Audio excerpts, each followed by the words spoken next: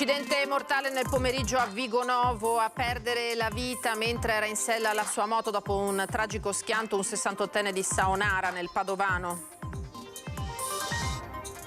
Si presenta in un'auto-officina di Nervesa della Battaglia per consegnare dei documenti, ma viene attaccato da un Doberman. 59enne di Eraclea, ricoverato in ospedale in gravi condizioni con profonde ferite al volto. Uno studente 23enne è morto a Mestre per sospetta overdose. I dati dell'ULSS 3 confermano un aumento di eroina e cocaina e sempre più vittime. Autista eroe ha visto un anziano steso lungo la strada e senza pensarci ha fermato il bus che stava guidando ed è sceso per soccorrerlo. La polizia locale di Venezia potrebbe essere vicina al responsabile della macchia fluo comparsa domenica sul Canal Grande. Rischia una sanzione di massimo 206 euro. 28 spettacoli in 14 comuni delle 7 province venete tra giugno e luglio per celebrare i 400 anni del Goldoni di Venezia. Il teatro diventa viaggiante.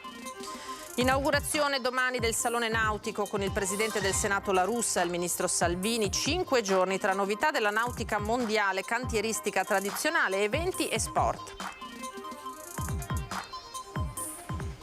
Ben ritrovati, eccoci in diretta, edizione di Venezia dei telegiornali di Antenna 3. Allora, prima di cominciare con i servizi vi sottopongo il nostro sondaggio di oggi che poi vedremo in termini di risultati naturalmente nel corso di Ring, la prima serata di Antenna 3 dedicata alla politica. Nel sondaggio parliamo di inflazione e caro spesa che erode i risparmi delle famiglie alle porte della stagione estiva. Meno soldi in tasca, farete vacanze più corte? Per rispondere di sì 0422 1626 691, per rispondere di no 0422 1626 690 e poi analizzeremo l'esito di questo sondaggio come detto nel corso di Ring dalle 21:15. Andiamo alla cronaca adesso. C'è stato uno schianto in moto nel pomeriggio a Vigonovo, a perdere la vita è stato un 68enne di Saonara nel Padovano. Un sorpasso, poi lo schianto. Incidente mortale nel primo pomeriggio, poco dopo le 15:30 a Vigonovo, in via Roma, davanti al municipio. A perdere la vita un 68enne residente a Saonara, nel Padovano. Era in sella alla sua moto quando, dopo aver sorpassato un furgone, si è schiantato contro il cassone di un camioncino che stava svoltando a sinistra. Un medico di passaggio ha tentato il possibile per rianimarlo, praticando un massaggio cardiaco durato circa 20 minuti fino all'arrivo del 118, ma per il 68enne non c'è stato nulla da fare. Una volta arrivata l'ambulanza, i sanitari non hanno potuto far altro che constatarne il decesso. Sul posto sono giunti anche i carabinieri e la polizia locale per i rilievi, oltre al sindaco Luca Martello. Azzannato al volto da un Doberman in un'auto-officina, un cliente è stato trasportato in ospedale, è grave, è accaduto a Nervesa della Battaglia, si tratta di un residente di Eraclea. Non ha fatto nemmeno in tempo a scendere dalla macchina che è stato azzannato al volto. È accaduto tutto in un attimo. L'uomo, 59 anni di Eraclea, sembra dovesse consegnare dei documenti nell'auto-officina di via Campagna, Nervesa della Battaglia. Il cane, un Doberman, era libero nel piazzale quando, visto l'uomo, lo ha attaccato mordendolo al volto. L'urlo disperato e la corsa dei proprietari che hanno fermato l'animale. L'uomo a terra sanguinante. Immediatamente è stato allertato il 118. Sul posto sono arrivati infermieri ed il medico del SUEM con l'elisoccorso. Il 59enne è stato trasportato all'ospedale di Treviso. Gravi le ferite riportate. Sul posto sono intervenuti anche i carabinieri che stanno ricostruendo quanto accaduto intorno alle 14. Dai primi accertamenti dei militari dell'Arma, il cane solitamente è chiuso in un'area recintata, ma a quell'ora l'officina di riparazione veicoli era chiusa. Per questo l'animale è stato liberato dal proprietario stesso pochi istanti prima. Forse all'arrivo del cliente non si sono ricordati che il Doberman era ancora nel piazzale. Ignaro, il 59enne è sceso trovandosi il cane addosso. Ora le indagini dei carabinieri. Il Doberman sarà visitato anche dai veterinari dell'ULSS 2. Per ora si trova con i proprietari nell'area recintata. A Mestre adesso, dove si è consumato un nuovo dramma che si sospetta legato allo spaccio di droga. Uno studente 22enne è stato trovato senza vita in un appartamento di via Carducci. Morire di overdose a 22 anni in un appartamento preso in affitto come studente universitario fuori sede. Mestre piange un'altra giovane vittima che si aggiunge al tragico elenco legato al consumo di stupefacenti. Gli operatori dell'ULSS, arrivati nell'appartamento di via Carducci poco dopo l'allarme lanciato dal coinquilino che aveva trovato il corpo riverso a terra, non hanno potuto far altro che constatare il decesso dello studente originario del Veronese. In casa la polizia ha trovato dello stupefacente e una siringa. Gli esami tossicologici chiariranno la causa del decesso. Intanto è caccia allo spacciatore che sarebbe chiamato a rispondere di decesso in conseguenza di spaccio di stupefacenti. E dunque nel veneziano risulta in aumento il consumo di eroina e cocaina e anche quello, lo avete sentito, del numero di decessi purtroppo per droga. Dal laboratorio di tossicologia dell'ULSS 3 gli ultimi dati di un fenomeno sempre più preoccupante.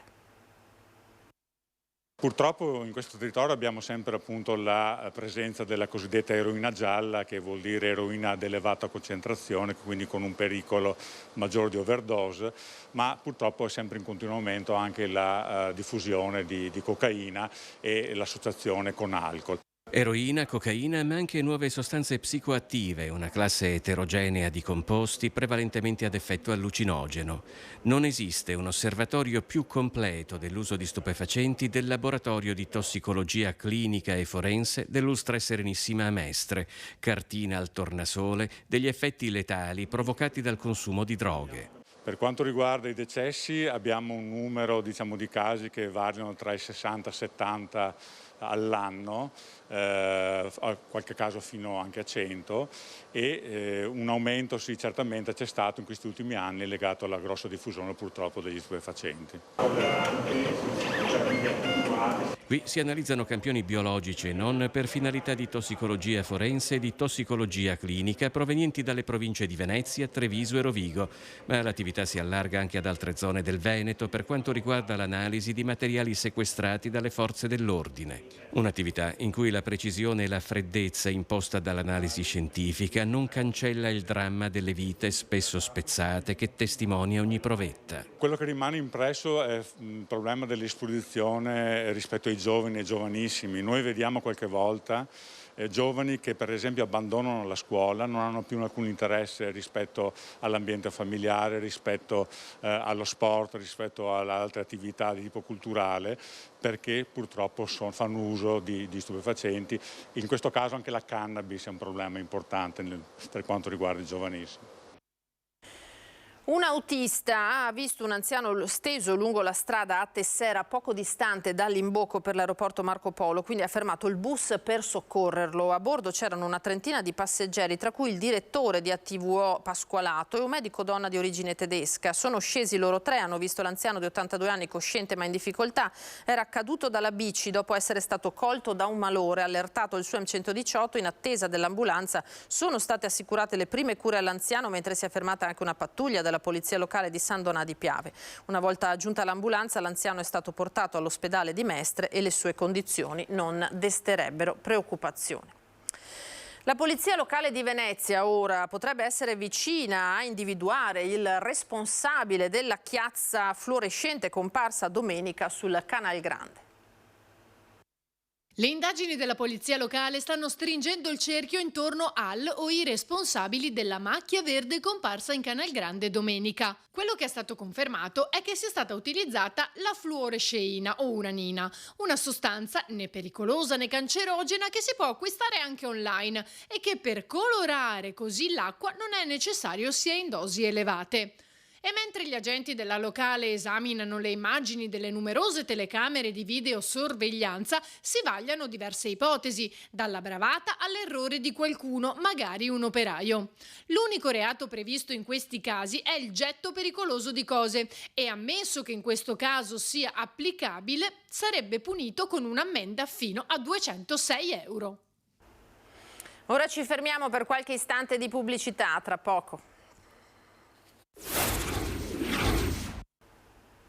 Eccoci di nuovo in diretta con l'edizione di Venezia dei telegiornali di Antenna 3. Andiamo ai risultati elettorali di questo fine settimana, in particolare a Vicenza, perché cambiano il Consiglio regionale a Venezia. Il neo sindaco Giacomo Possamai sarà sostituito da Chiara Luisetto. 3 anni fa ho partecipato alla competizione elettorale e ho ricevuto la fiducia di 9.051 elettrici ed elettori e oggi con Giacomo sindaco di Vicenza io subentro in Consiglio regionale. Qualcosa cambia anche a Venezia con l'elezione a sindaco di Vicenza di Giacomo Possamai. A Palazzo Ferrofini, in Consiglio regionale, il Partito Democratico dovrà rinnovare la carica di capogruppo e conterà su un nuovo ingresso, l'ex sindaca di Nove Chiara Luisetto.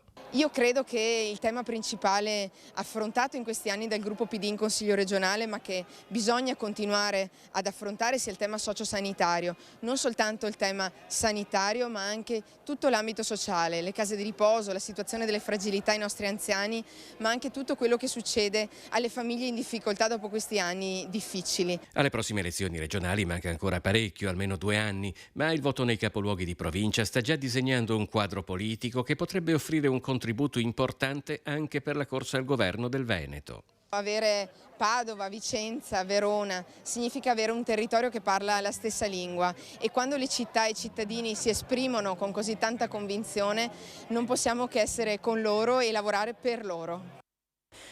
Si è spento all'alba all'età di 66 anni l'assessore del comune di Musile di Piave, Gianni Tamai, amministratore di lungo corso. Dall'ottobre del 2021 aveva le deleghe alle politiche sociali, della casa e dell'associazionismo. Musile di Piave, dice il sindaco Silvia Susanna, piange oggi la scomparsa di una persona che nel corso della vita si è spesa con forza, passione e determinazione per la propria città.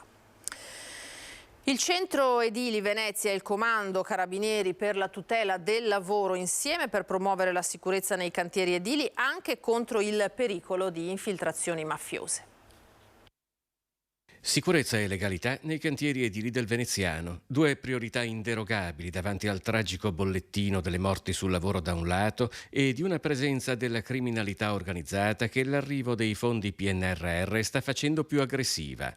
Si spiega così il protocollo d'intesa siglato tra Centro Edili Venezia e Carabinieri per la tutela del lavoro, che vedrà le 2 istituzioni collaborare nella formazione del personale dell'Arma almeno per i prossimi 2 anni. I dati che noi abbiamo sono dati estremamente utili, riteniamo, per l'Arma dei Carabinieri per poter verificare appunto non solo la sicurezza dei cantieri, argomento sicuramente spinoso ma ben conosciuto, ma anche quello della irregolarità che molto spesso porta anche ad infiltrazioni mafiose, come purtroppo abbiamo avuto notizia anche recentemente nel territorio veneziano. L'attività di vigilanza è sia dal punto di vista fiscale, retributivo e contributivo che dal punto di vista tecnico per garantire la sicurezza nei cantieri. Il protocollo consentirà uno scambio di informazioni con tutti gli enti coinvolti. Avremo la piena collaborazione dell'Ispettorato Territoriale del Lavoro, del Nucleo Ispettorato Carabinieri Lavoro e delle scuole di formazione edile che, stando sul territorio, ovviamente hanno una piena conoscenza della realtà territoriale in cui operano. Sempre con l'obiettivo, che è comune a tutti, di garantire la sicurezza dei lavoratori appunto sui luoghi di lavoro nel settore edile.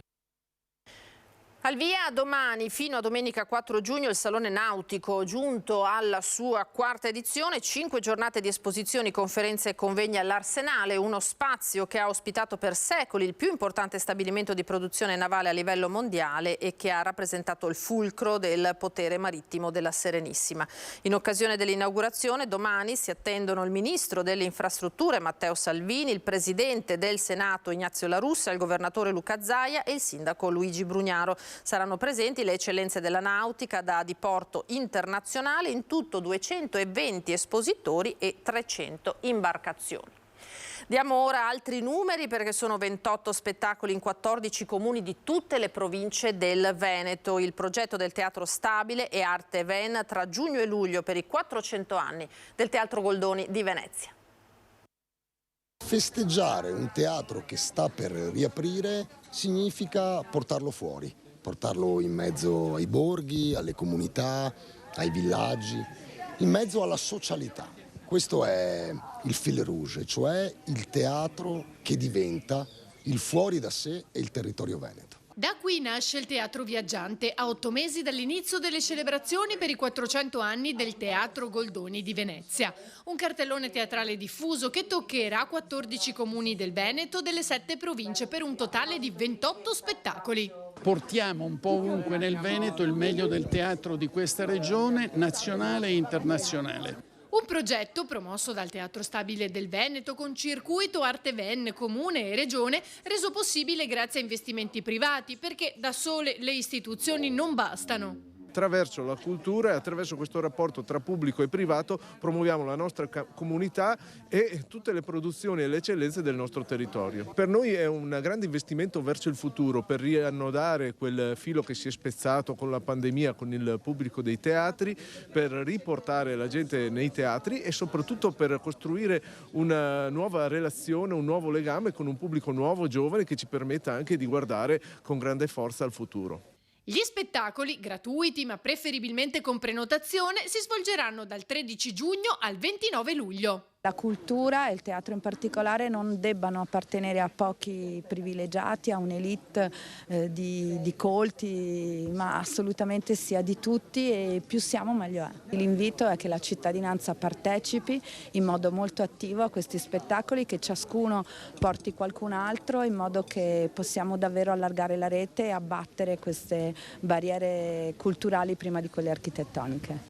È tutto per questa edizione, io vi ringrazio per essere stati con noi, adesso le previsioni del tempo e poi l'edizione di Treviso. Arrivederci.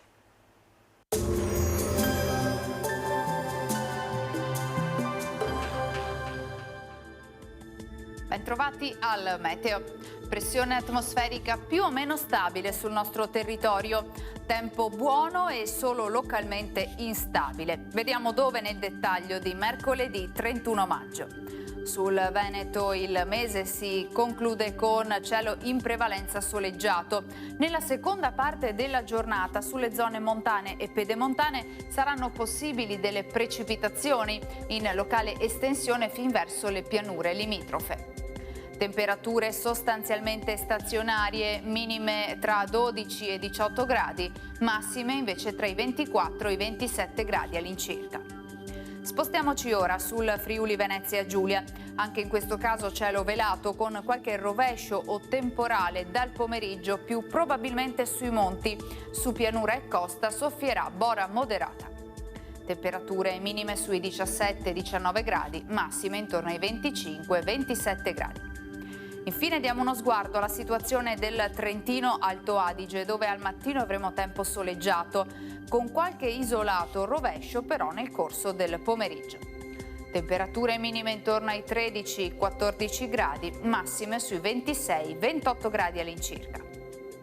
Dal meteo per ora è tutto, vi do appuntamento al prossimo aggiornamento.